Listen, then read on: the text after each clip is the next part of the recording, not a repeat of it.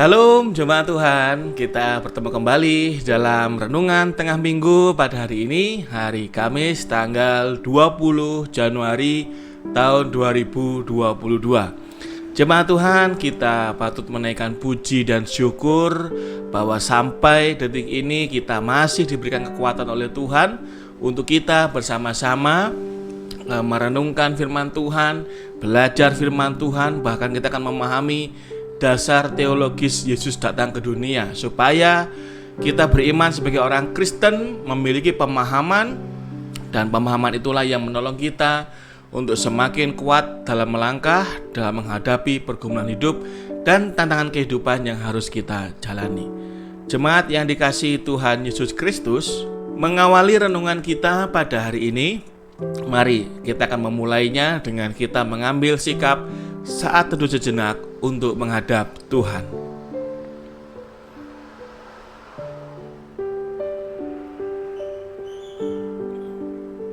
Terima kasih ya Tuhan Yesus untuk waktu yang boleh kami nikmati pada hari ini. Kami akan memuji menyembah Tuhan dengan puji-pujian, dan kami akan mendengarkan sapaan firman-Mu melalui pendalaman Alkitab pada hari ini. Berkatilah kami umat-Mu dan tolonglah kami supaya kami umat-Mu bisa mendapatkan berkat rohani dan iman kami semakin dibangun dan hubungan kami dengan Tuhan semakin dekat. Terima kasih Bapa, kami serahkan untuk dalam pimpinan-Mu, dalam nama Tuhan Yesus kami berdoa. Amin. Jemaat Tuhan, marilah kita mulai ibadah kita pada hari ini. Kita memuji Tuhan, menyanyikan, mengagungkan Tuhan dengan pujian dari PKJ nomor 2, Mulia, Mulia Namanya.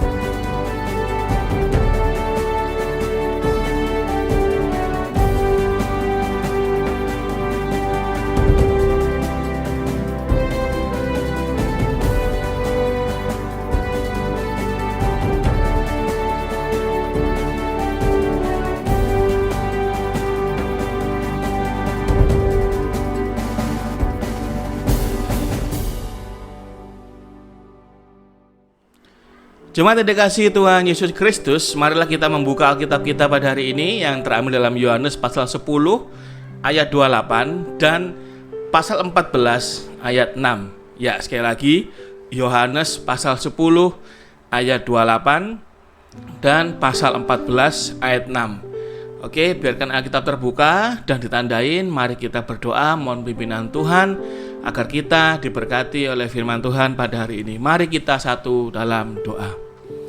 Bapa Surgawi, terima kasih atas segala berkat dan kasih-Mu Tuhan yang kami rasakan sampai saat ini. Kami bersyukur oleh karena kasih dan pemeliharaan-Mu boleh menikmati ibadah tengah minggu pada hari ini, semua oleh karena anugerah dan berkat Tuhan.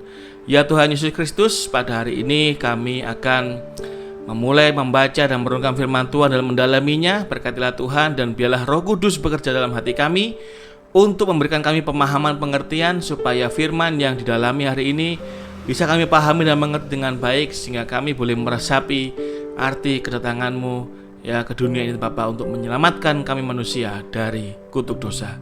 Tolonglah kami Tuhan dan berkatilah kami siap untuk membaca dan mendalami firman-Mu. Dalam nama Tuhan Yesus Kristus Sang Firman yang hidup, kami berdoa. Amin. Baik jemaat Tuhan, mari kita membuka firman Tuhan yang pertama dari Yohanes pasal 10 ayat 28. Ya, Yohanes 10 ayat 28. Saya akan membacakan bagi kita semua, demikian bunyi firman Tuhan.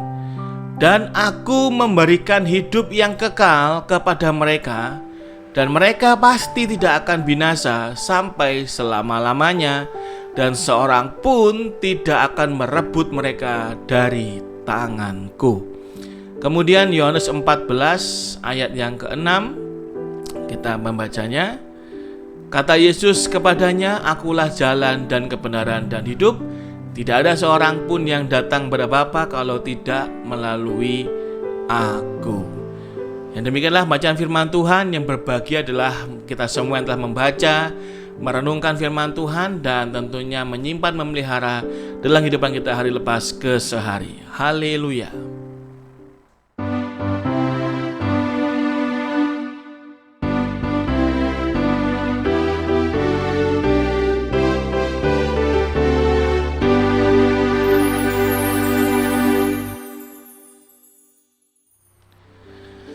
Ya jemaat yang dikasihi Tuhan Yesus Kristus, hari ini kita sampai di seri ke-6, di mana ini merupakan seri terakhir tentang khotbah atau renungan tengah minggu tentang memahami dasar teologis Yesus datang ke dunia. Yang diharapkan dalam seri-seri yang telah dilalui ini, jemaat Tuhan mempunyai pemahaman yang lebih dalam dan lebih konkret lagi, yang tentunya based on the truth of the Bible, arti berdasarkan kebenaran dari Alkitab atau kitab suci, supaya kita mempunyai iman yang sungguh-sungguh punya dasar yang teguh. Karena tantangan kita sangat hebat, tantangan kita dalam beriman ini sangat luar biasa, sehingga oleh karena itulah diperlukan pemahaman-pemahaman yang mendalam. Baik jemaat Tuhan, seperti biasa, sebelum saya mengawali materi seri ke-6 ini, saya akan melakukan flashback singkat tentang seri pertama, kedua, ketiga, keempat, dan kelima. Yang mana kalau seandainya ada jemaat Tuhan yang belum mengikuti seri-seri sebelumnya, diharapkan untuk mengikuti seri tersebut karena pembahasannya akan lebih detail di sana, supaya bisa memahami dengan baik kesinambungan antar serinya. Baik, di awal dari seri pertama kita membahas bahwa semua manusia telah berada di bawah kuasa dosa, dan ini fakta yang sangat real, di mana manusia semenjak Adam dan Hawa itu semuanya berdosa dan di bawah kuasa dosa. Selama manusia itu lahir dari keturunan Adam dan Hawa, selama itu pula manusia itu mempunyai natur dosa. Dari kandungan pun manusia sudah membawa bibit dosa. Artinya semua manusia itu sudah berada di bawah kuasa dosa. Nah, kondisi manusia yang di bawah kuasa dosa itu menjadikan mereka harus mengalami penghukuman Allah. Jadi semua manusia berdosa itu harus mengalami penghukuman Allah. Semua manusia berdosa harus mengalami penghukuman. Ya, itu memang sudah hal yang harus dilakukan oleh Tuhan, ya kan? Hukuman Tuhan itu berlaku bagi semua manusia yang sudah punya bibit dosa. Yes, sudah punya. Hukuman yang paling maksimal adalah mati, karena upah dosa adalah maut. Memang ada banyak hukuman Tuhan, tapi hukuman yang paling maksimal adalah mati. Dan kita juga belajar kemarin bahwa kematian itu ada 3 jenis. Yang pertama kematian rohani, kematian jasmani, dan kematian kekal. Ya, kematian rohani adalah putusnya hubungan dengan Tuhan, kemudian jasmani putusnya nyawa dengan tubuh, kekal kematian putusnya hubungan jasmani, hubungan manusia dengan Tuhan selama-lamanya, baik tubuh, jiwa, dan roh. Jadi selama-lamanya, jadi kekal gitu ya. Dan kondisi manusia kalau seperti itu dikatakan sangat berbahaya. Kenapa? Karena hukuman Tuhan di depan mata. Ya, seperti kata Yohanes 3 ayat 18 yang mengatakan bahwa orang yang tidak percaya itu penghukuman Tuhan telah ada di depan dia. Jadi telah ada. Jadi bukan karena nggak percaya terus dihukum, bukan. Tetapi sebelumnya memang sudah dihukum manusia itu. Tetapi ketika percaya Yesus, maka penghukuman itu menjadi digantikan atau di-cancel. Tapi kalau yang nggak percaya tetap pada posisi yang seharusnya, yaitu dihukum itu sendiri. Nasibnya menuju kepada kebinasaan. Ini kondisi yang berbahaya. Oke. Kemudian yang ketiga, bahwa semua manusia berdosa itu tidak bisa diselamatkan dengan cara apapun. Nggak bisa. Manusia nggak bisa lolos dari penghukuman Tuhan Allah.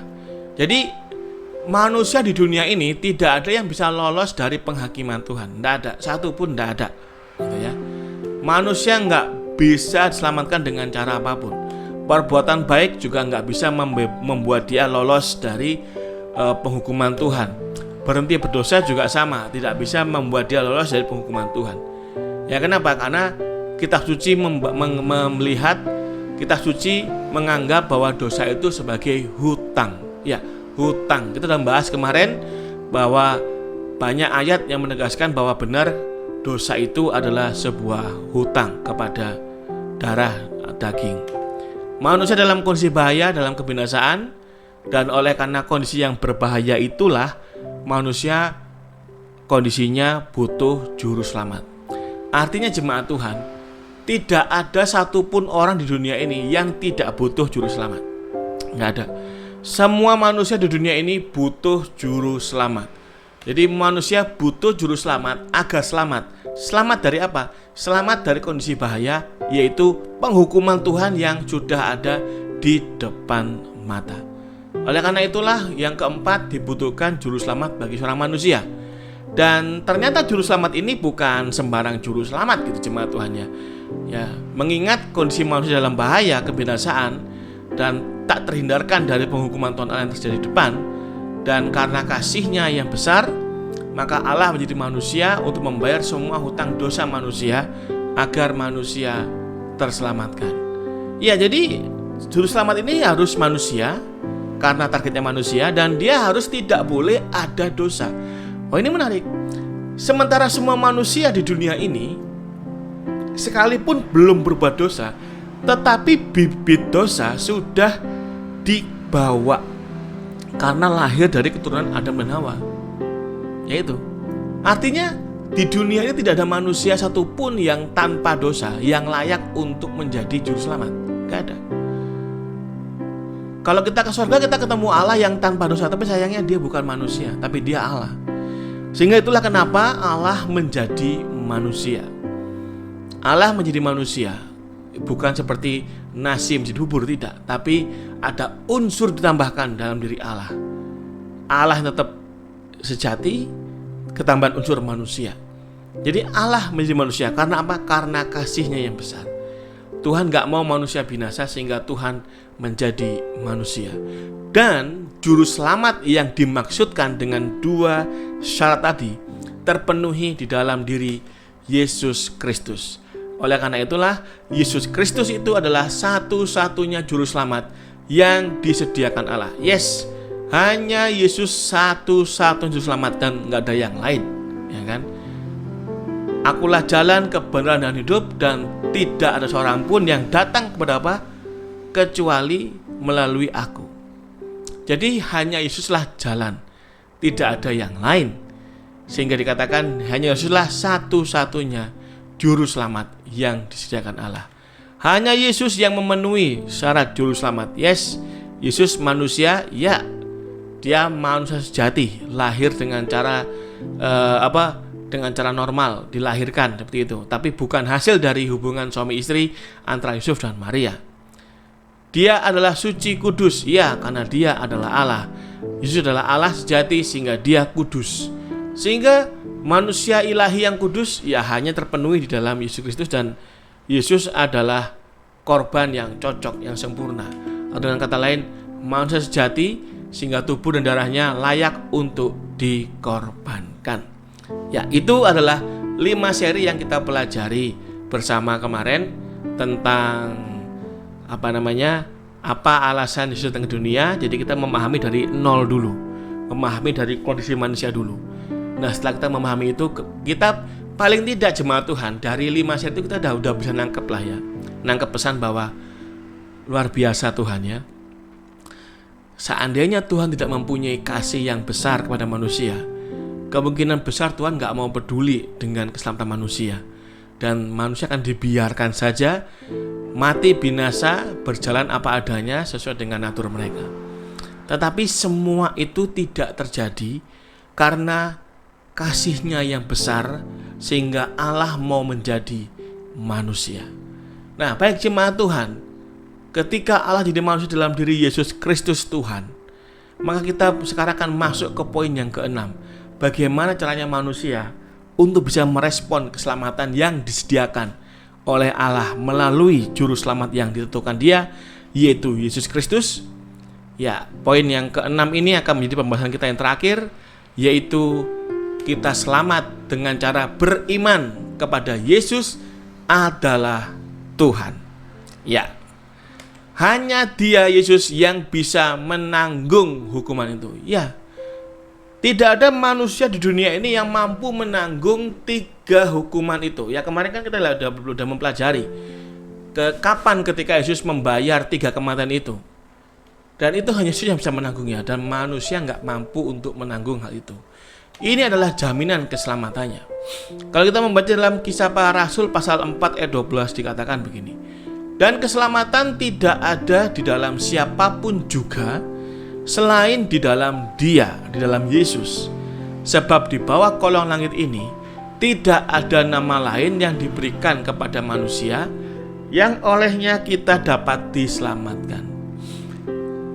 Ini gini jemaat Tuhan, kita sebagai orang Kristen bukan mengklaim semau kita, bukan mengklaim apa kata pendeta, apa kata imam, bukan. Tapi kita itu hanya meneruskan apa yang tertulis di kitab suci. Kitab suci kita atau Alkitab kita mengatakan bahwa keselamatan tidak ada di dalam siapapun. Nah, sekarang pertanyaannya, kita mau nolak. Kalau kita mau nolak perkataan ini, berarti sama saja kita mau melawan atau kita mau menolak kitab suci. Ini bukan perkataan pendeta, tapi ini perkataan kitab suci yang jemaat Tuhan lihat sekarang ini. Keselamatan tidak ada dalam siapapun. Udah, itu perkataan kitab suci seperti itu memang bilangnya. Selain di dalam Dia. Siapa Dia ini? Yesus Kristus. Sebab di bawah kolong langit ini tidak ada nama lain yang diberikan manusia yang olehnya kita dapat selamatkan. Tidak ada. Jadi memang ini adalah bukti bahwa Yesus itu satu-satunya juru selamat dan tidak ada yang lain. Dialah jalan, kebenaran, dan hidup. Ini kata kitab suci. Bukan kata majelis, bukan kata pendeta, bukan kata rohaniawan, bukan. Kata kitab suci. Makanya jemaat Tuhan, saya akan menjelaskan, saya akan memberikan kitab suci ayat-ayatnya, supaya apa yang saya omong ini bukan apa kata saya, tapi apa kata kitab suci, ya kan? 1 Yohanes 5 ayat 11 sampai 12 dikatakan, dan inilah kesaksian itu, Allah telah mengaruniakan hidup yang kekal kepada kita, dan hidup itu tuh apa? Hidup yang kekal itu maksudnya ada di dalam anaknya. Jadi hidup kekal itu ada di dalam anaknya. Di dalam siapa anaknya? Yesus Kristus. Allah Bapa memberikan karunia hidup yang kekal di dalam anaknya. Jadi mustahil orang bisa mendapatkan hidup kekal tanpa memiliki Yesus. Mustahil. Kenapa? Karena hidup kekal itu ada di dalam anaknya, ada di dalam Yesus. Sehingga dikatakan ayat 12, barang siapa memiliki anak, ia memiliki hidup. Iya, betul. Barang siapa tidak memiliki anak, ia tidak memiliki hidup. Iya, betul. Percaya Yesus hidup kekal, nggak percaya Yesus, ya ndak. Gimana ceritanya nggak percaya Yesus kemudian dapat hidup kekal? Ya ndak mungkin. Ini kata Alkitab. Barang siapa, berarti barang siapa itu siapa? Ya siapa aja, siapapun dia. Barang siapapun dia memiliki hidup itu yang di atasnya dibahas, ya. Memiliki hidup yaitu hidup kekal itu ya. Jadi barang siapa tidak memiliki anak, ya nggak memiliki hidup, iya betul. Ibarat jemaat Tuhan, ibarat saya memberikan gini, jemaat Tuhan haus gitu ya. Haus, ini kan haus minum, saya kasih satu gelas air, ya kan, gelas dan air kan. Nah jemaat Tuhan pengennya kan airnya, tapi nggak mau terima gelasnya. Bisa nggak kira-kira? Masa ya saya lempar gini airnya? Ya nggak bisa. Kalau mau dapat air ya terima gelasnya juga. Terima gelasnya, kamu akan mendapatkan airnya. Terima Yesus, maka kita akan mendapatkan hidup kekal. Seperti itu. Jadi ini bukan kata saya, ini kata Alkitab cuma Tuhan ya. Sangat jelas sekali. Ya. Nah, anak di sini adalah Yesus Kristus, hidup kekal, dan itu ada dalam Yesus Kristus. Tidak memiliki Yesus berarti tidak memiliki hidup kekal. Jelas itu dah, tak terbantahkan ya. Oleh karena itulah dalam Yohanes 14 ayat 6 dikatakan, nanti tadi kita baca ya, akulah jalan dan kebenaran dan hidup. Tidak ada seorang pun yang datang kepada Bapa kalau tidak melalui aku. Jadi semua ayat ini ngomongnya sama. Kalau yang pertama itu, kalau hidup kekal itu memiliki anak. Kalau nggak punya anak, nggak punya hidup kekal. Terus Yesus ngomong, aku jalan kebenaran, nggak ada yang datang kepada Bapa kalau nggak lewat aku. Jadi saya pikir ini jelas sekali, sangat clear, sangat nyambung sekali antara Yohanes dengan Yohanes itu sangat nyambung. Ya kan emang penulisnya sama. Jadi jemaat yang dikasihi Tuhan Yesus Kristus, Yesus adalah satu-satunya juru selamat.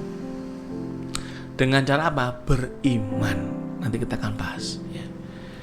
Nah ini, Yesus sendiri berkata bahwa dialah jalan dan kebenaran hidup, dan tidak ada seorang pun yang datang kepada Bapa kalau tidak melalui aku. Jadi jelas bahwa Alkitab menegaskan hanya Yesus jalan satu-satunya menuju Bapa atau ke sorga dan hidup kekal. Tidak ada jalan lain. Jadi hidup beriman kepada Yesus itu nggak sama seperti pemahaman orang luar yang mengatakan agama kita kan beda-beda, tujuannya sama. Oh enggak, tujuannya nggak sama. Ya, secara pemahaman iman secara pribadi kita tidak bisa sepenuhnya menerima orang mengatakan semua agama itu kan sama. Ya nggak sama. Lah kalau semua agama sama, kenapa beda-beda? Itu aja kuncinya. Ya. Tapi kalaupun mau tetap membahas semua agama itu sama, mungkin dipertegas sama apanya dulu. Apakah sama dalam hal pengajaran tentang etika, tentang ini, atau mungkin sama-sama untuk saling menghormati, sama-sama mengajarkan untuk saling membantu. Oke, sama-sama mengajarkan untuk ini, mungkin itu nggak ada masalah. Tapi kalau sama dalam arti sama keseluruhannya, ya tidak bisa. Karena memang berbeda ya. Beragama itu bukan seperti kayak perbedaan bus yang banyak tapi jurusan sama. Oh enggak. Lah kalau sekarang jemaat Tuhan, kita pikir pakai akal sehat aja deh gitu ya. Kalau sekarang, kalau seandainya memang jalan menuju surga itu ada banyak. Ibarat kalau kita dari Surabaya mau ke Jogja, itu kan tujuannya kan ke Jogja. Bisnya kan banyak. Ada Sumber Kencono, sekarang ada Sumber Selamat, ya kan ya. Sugeng Rahayu, ada Eka, Mira, bis macam-macam lah ya, Jawa Timuran itu. Tujuannya kan sama. Tapi bisnya beda-beda. Kalau seandainya seperti itu ya. Terus untuk apa Tuhan Yesus ngomong di Yohanes 14 ayat 6? Untuk apa? Untuk apa dia bicara bahwa tidak ada seorang pun datang kepada Bapa kalau tidak melalui aku? Untuk apa? Toh faktanya ada banyak bis lain yang kita bisa naikin dan sampai juga kok kepada Bapa. Untuk apa? Apakah di sini Yesus salah ngomong? Tidak mungkin. Kalau kita mau memakai logika, memakai akal sehat kita dalam beriman, kita akan mendapati pesan bahwa ketika Tuhan Yesus mengatakan tidak ada seorang pun, itu artinya ya tidak ada. Artinya cuma dia sendiri. Dia sendirilah jalan. Artinya kendaraan bus dari Surabaya ke Jogja itu cuma satu busnya, nggak ada yang lain. Memang yang lain banyak bus, tapi bus yang lain itu tidak menuju ke Jogja, tapi menuju ke tempat lain.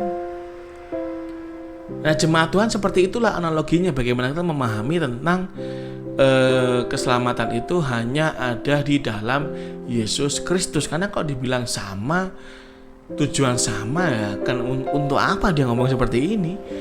Sekarang kalau ada orang yang beragama Kristen dan dia mengatakan ya semua beragama itu sama, ibarat kita menuju ke satu tujuan dengan kendaraan berbeda-beda.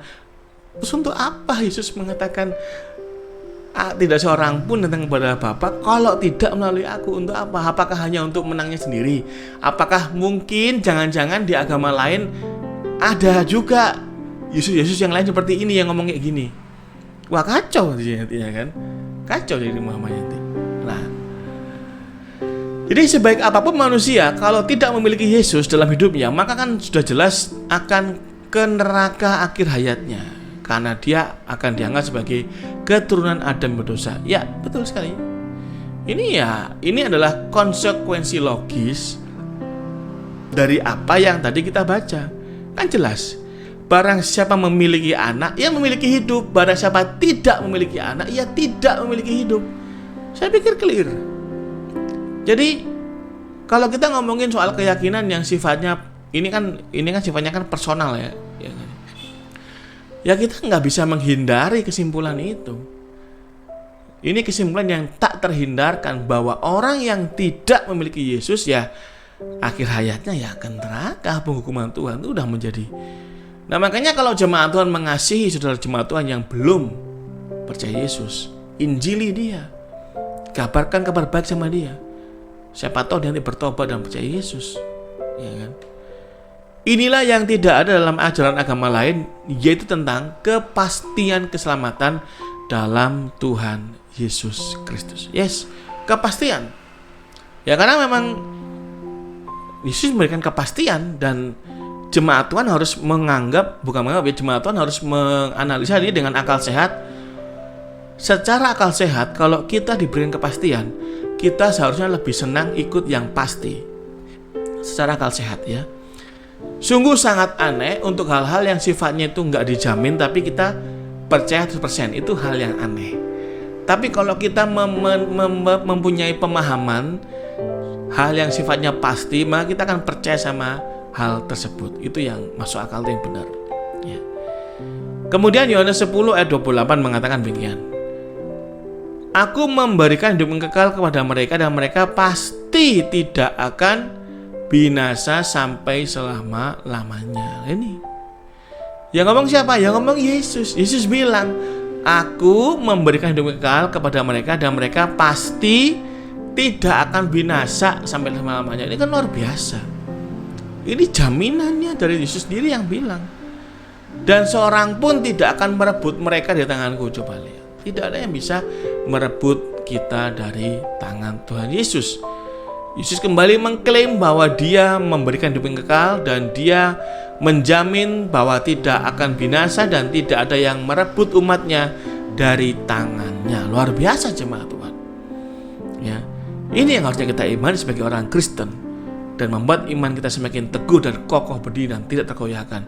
Dan jangan menggantikan Yesus dengan yang lain, karena jaminannya seperti ini kuatnya. Ya.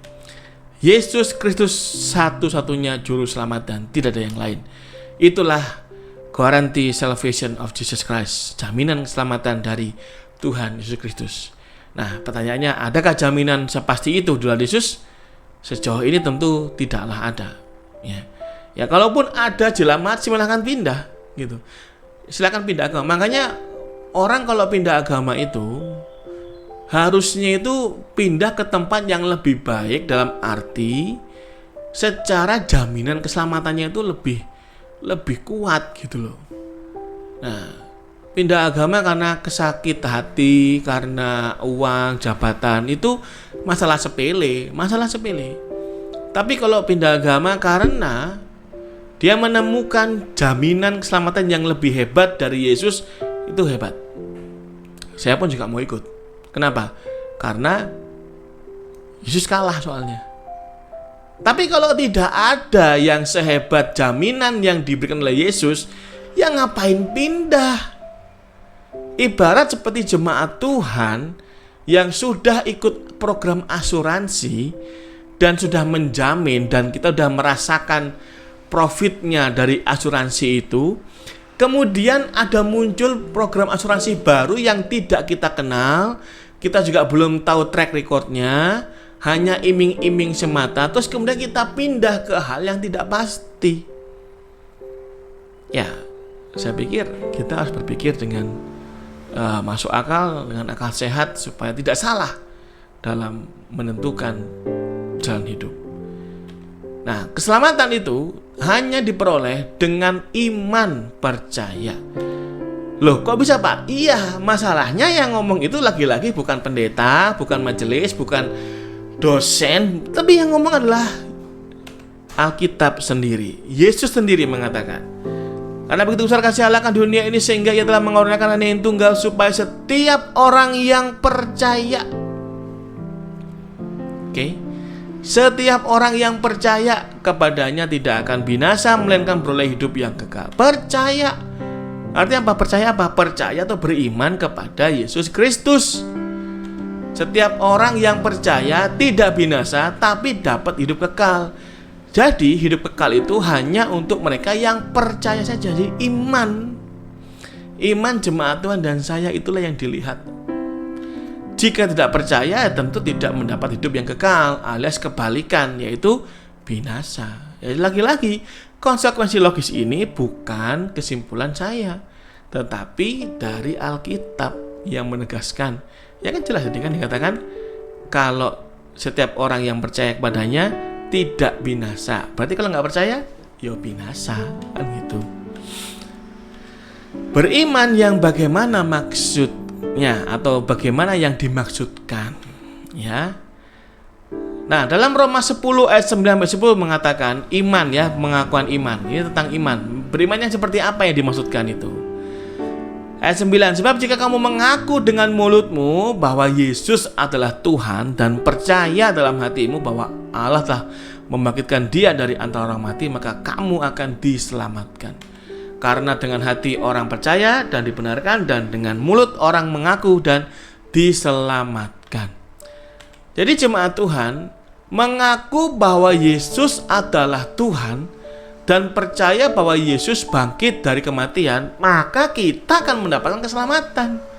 Semudah itu Pak Pendeta? Ya, semudah itulah, kata Alkitab begitu, bukan kata saya. Kata Alkitab begitu, bahwa semudah itulah bagaimana jemaat Tuhan dan saya atau semua orang percaya Yesus itu adalah Tuhan dan percaya Yesus bangkit dari kematian. Dan perlu diingat Bapak Tuhan ya, percaya Yesus adalah Tuhan, bukan percaya Yesus tok. Kenapa? Karena belum tentu kalau dibilang percaya Yesus dia sebagai Tuhan, belum tentu.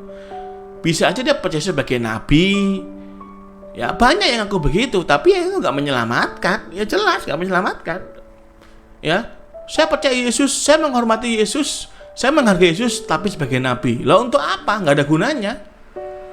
Karena kitab suci menegaskan kepada kita mengakui Yesus adalah Tuhan. Itulah yang mempunyai efek untuk menyelamatkan. Nah, kalau seandainya hanya mengaku Yesus sebagai nabi, ya di luar Kristen juga banyak seperti itu. Tapi kalau mengaku Yesus adalah Tuhan, hanya ada dalam iman Kristen. Percayanya harus Yesus adalah Tuhan sesuai kitab suci. Ya seperti itu. Nah, kemudian ada lagi ejekan mengatakan begini. Oh, imannya orang Kristen tuh iman yang manja.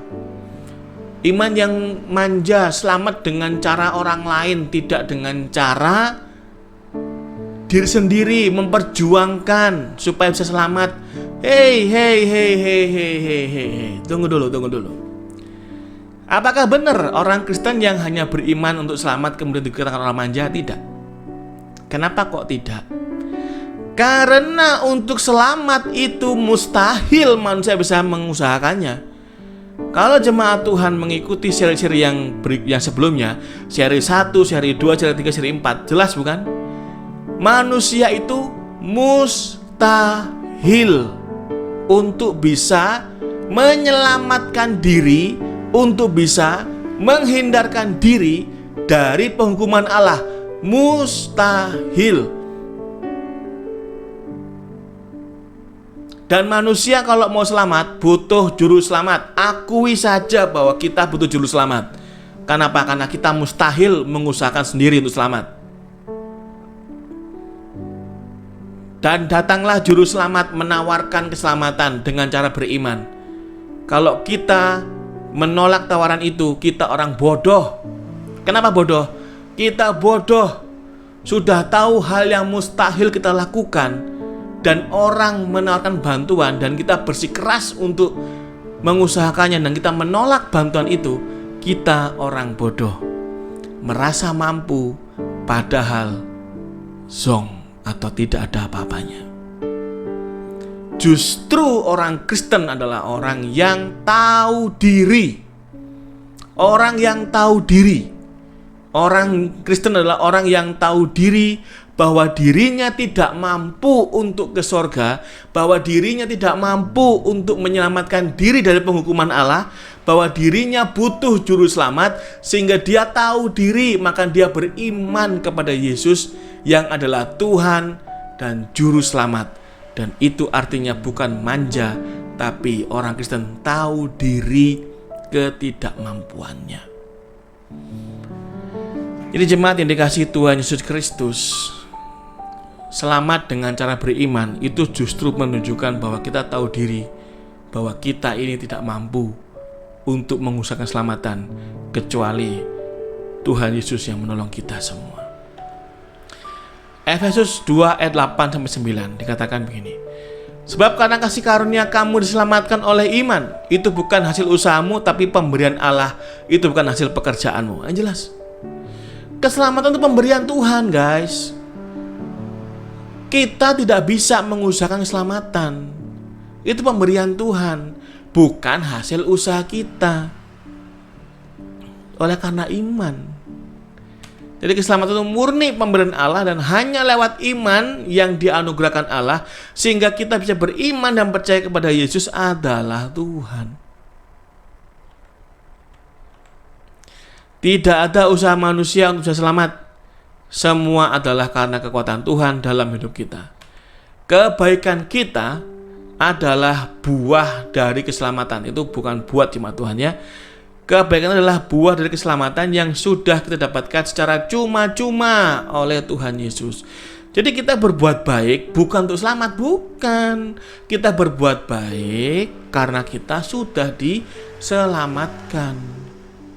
Filipi 2, 12-13 mengatakan, hai saudaraku yang kekasih, kamu senantiasa taat. Karena itu tetaplah kerjakan keselamatanmu dengan takut dan gentar, bukan saja seperti waktu aku masih hadir, tapi terlebih pula sekarang waktu aku tidak hadir, karena Allah lah yang mengerjakannya di dalam kamu, baik kemauan maupun pekerjaan menurut kerelaannya. Jadi jemaat Tuhan, mengerjakan keselamatan bukan untuk mendapat keselamatan, melainkan untuk membuktikan bahwa kita sudah diselamatkan. Dan menurut firman Tuhan, kita mampu mengerjakan keselamatan bukan karena kekuatan kita, melainkan Allah yang mengerjakannya dalam hidup kita. Jadi jemaat Tuhan bisa berbuat baik, Tuhan semuanya itu. Jemaat Tuhan bisa mengasihi, Tuhan semuanya itu. Jemaat Tuhan bisa beriman, Tuhan yang mengatur itu. Karena dari semua sudah dipilih, ditentukan untuk selamat. Itulah anugerah, ya kan? Puji Tuhan, haleluya. Jadi jemaat Tuhan, bicara soal keselamatan, kita berbuat baik untuk itu. Seperti kayak gini, ibarat kata seperti kayak saya memberikan sawah kepada Tony gitu ya. Ada seorang yang bernama Tony, kemudian saya bilang, Tony kesini kamu. Ya Pak, kata Tony. Saya bilang, Tony, ini kamu saya kasih sawah, ini suratnya, ini hak miliknya, semua atas nama kamu. Tony, sekarang ini sawah menjadi milik kamu, dan Tony tolong kerjakan sawah ini supaya menghasilkan hasil. Kemudian Tony mengatakan, siap Pak, terima kasih. Nah pertanyaannya begini, apakah Tony mengerjakan sawahnya untuk mendapatkan sawah? Jawabannya tidak. Kenapa? Kan sebelum mengerjakan sawah, saya sudah memberikan sawah itu. Ketika saya sudah memberikan sawah itu, berarti kan sawah itu milik Tony. Berarti Tony mengerjakan sawah itu sebagai bukti bahwa sawah itu milik dia. Dan sebagai bukti juga bahwa sawah itu ada hasilnya. Sama jemaat Tuhan, kita mendapat keselamatan dari Tuhan dengan iman kita. Kemudian Tuhan bilang, kerjakan keselamatanmu. Artinya apa? Kita berbuat baik, mengasihi, menolong orang, bukan supaya selamat, tidak. Kita sudah dapat selamat dari iman kita yang pertama itu. Tapi sebagai apa? Sebagai bukti kalau kita ini adalah orang yang sudah diselamatkan. Dan sebagai bukti bahwa keselamatan itu menghasilkan buah dalam hidup kita. Buah kasih, sukacita, damai sejahtera, kelemah lembutan, penguasaan dan sebagainya. Itu buah roh itu. Jadi jemaat yang dikasihi Tuhan kita Yesus Kristus, kita memang dalam kondisi bahaya. Yaitu bahaya karena penghukuman Tuhan sudah siap di depan mata kita. Dan kita membutuhkan juru selamat kalau mau selamat dari penghukuman itu. Dan Yesus Kristus datang menawarkan keselamatan itu. Dan kita perlu merespon keselamatan itu dengan cara beriman. Percaya bahwa Dia adalah juru selamat. Kita percaya kepada Dia, beriman kepada Dia, dan iman kita itu kita tunjukkan melalui perbuatan-perbuatan kita.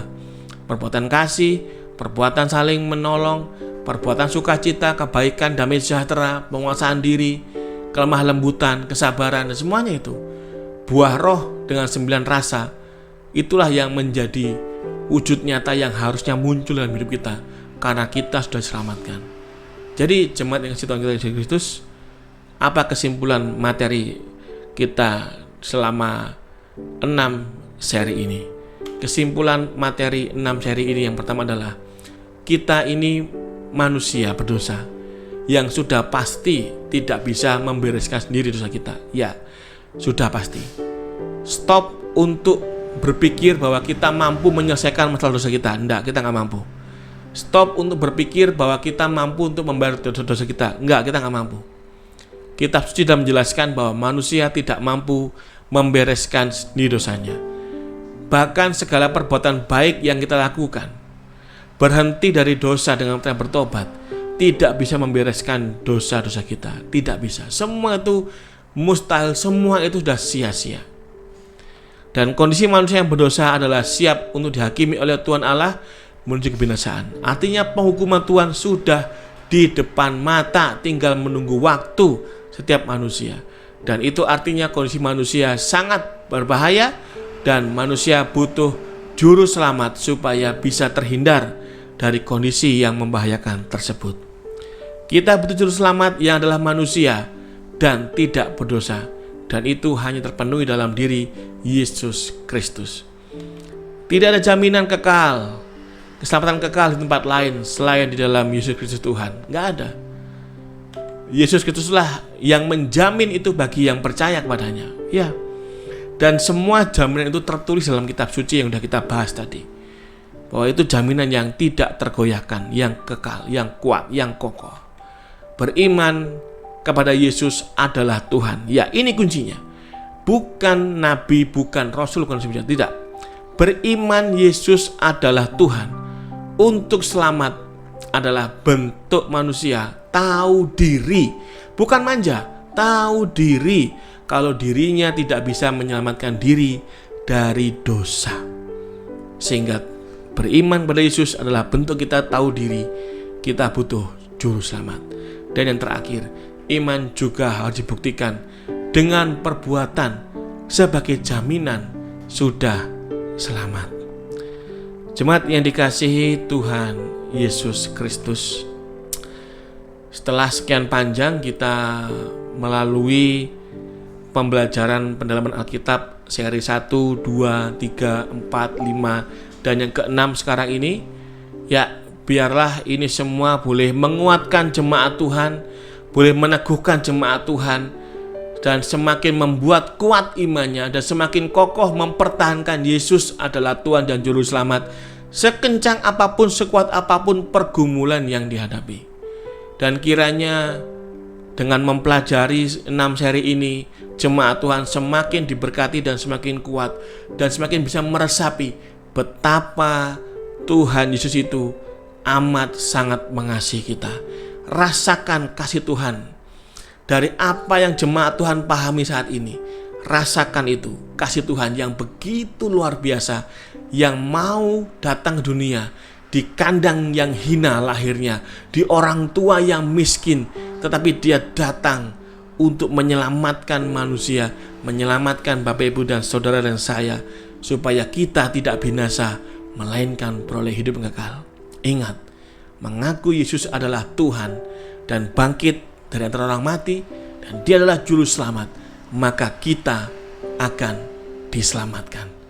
Kiranya Tuhan Yesus memberkati jemaat Tuhan semua dan menguatkan kita semua di dalam mengiring Tuhan di hidup kita hari lepas ke sehari. Tuhan Yesus Kristus, Juru Selamat kita, Allah kita, Tuhan kita yang hidup, yang perkasa, memberkati kita semua.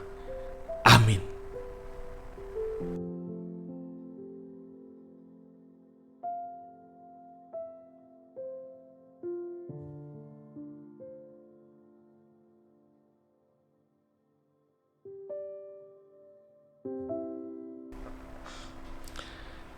Jemaat yang dikasihi Tuhan Yesus, marilah kita merespon firman Tuhan yang tadi kita bawakan dalam PA dengan menyanyikan pujian bagi Tuhan dari pelengkap itu jemaat nomor 126.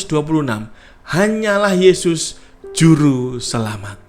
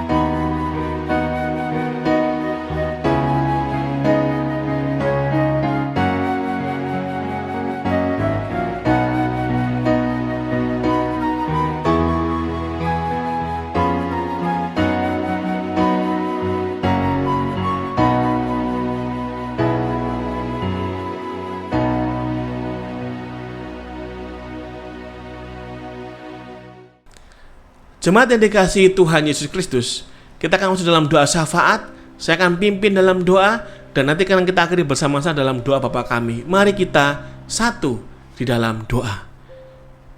Bapa di sorga, terima kasih. Kami bersyukur sekali bahwa hari ini menyelesaikan materi yang ke-6.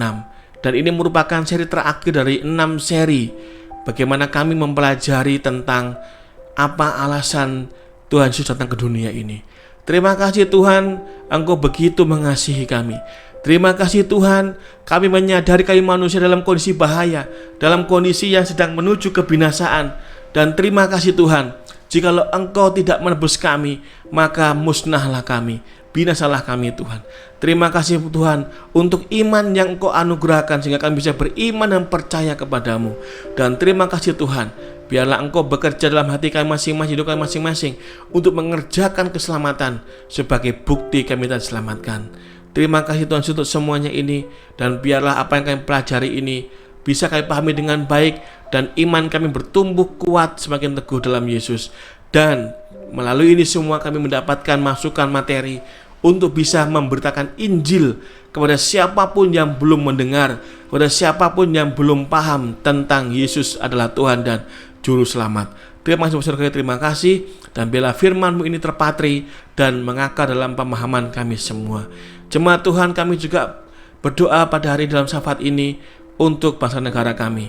Tuhan berkatilah Indonesia, supaya Indonesia mampu maju dalam mengatasi konflik pandemi dan juga masalah ekonomi. Tuhan juga berkati gereja kami, para pelayan-pelayannya, untuk bisa semakin kreatif di tahun ini dan semakin berkembang dalam pelayanannya untuk kemuliaan nama Tuhan. Juga berdoa untuk pergumulan jemaat-jemaat-Mu ya Bapa. Jemaat yang sakit, yang berdoa dalam nama Tuhan Yesus, Tuhan boleh menyembuhkan dan boleh memberikan kekuatan iman dalam menghadapinya, agar nama Tuhan dipermuliakan dan kesembuhan datang kepada mereka. Bergumul masalah ekonomi dan pekerjaan, Tuhan membuka pintu berkat dan rezeki. Bergumul masalah rumah tangga, hubungan keluarga yang kurang begitu baik, Tuhan boleh melawat dan mencurahkan berkat damai sejahtera, berkat pengampunan yang berlimpah-limpah atas rumah tangga jemaat Tuhan, sehingga jemaat Tuhan boleh mengalami pemulihan dan damai di rumah mereka masing-masing. Tuhan, kami serahkan dalam pimpinanmu semuanya ini Bapa. Segala bentuk pergumulan kami hadapi, kami akan hadapi dengan penuh sukacita, karena Yesus bersama dengan kami. Terima kasih Bapak Surgawi, dan biarlah kami pada hari ini pun juga mengimani tentang bagaimana penyertaan Tuhan. Kami juga bersyukur atas segala berkat Tuhan, pemeliharaan Tuhan yang kami rasakan sampai detik ini. Semuanya karena anugerah dan penyertaan-Mu. Bapa, terima kasih, dan biarlah apa yang menjadi syukur kami atau hari ini, Tuhan memberkati, dan biar itu membangun iman kami semakin hari semakin bertumbuh kuat dalam kasih dan pemeliharaan Tuhan. Terpujilah Engkau Tuhan Yesus Kristus kekal selama-lamanya. Ini doa syafaat kami Tuhan yang kami naikkan hanya kepadamu, Tuhan dan Juru Selamat kami yang hidup, Tuhan Yesus Kristus yang bersama-sama mengajar kami berdoa bersama demikian.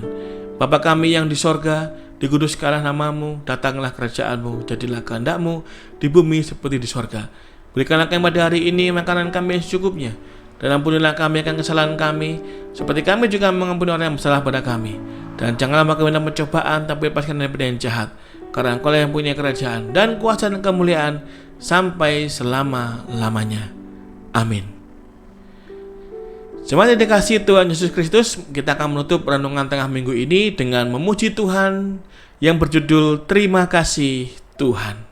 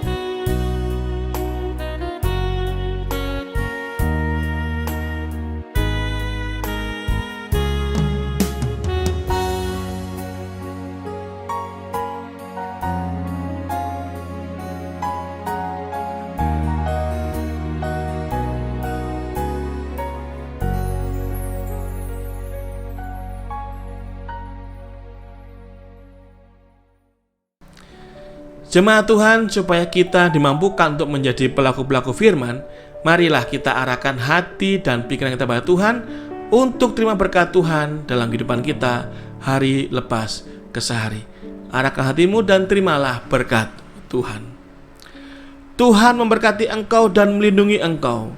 Tuhan menyinari engkau dengan wajah-Nya dan memberi engkau kasih karunia. Tuhan menghadapkan wajah-Nya kepadamu dan memberi engkau damai sejahtera. Haleluya. Amin.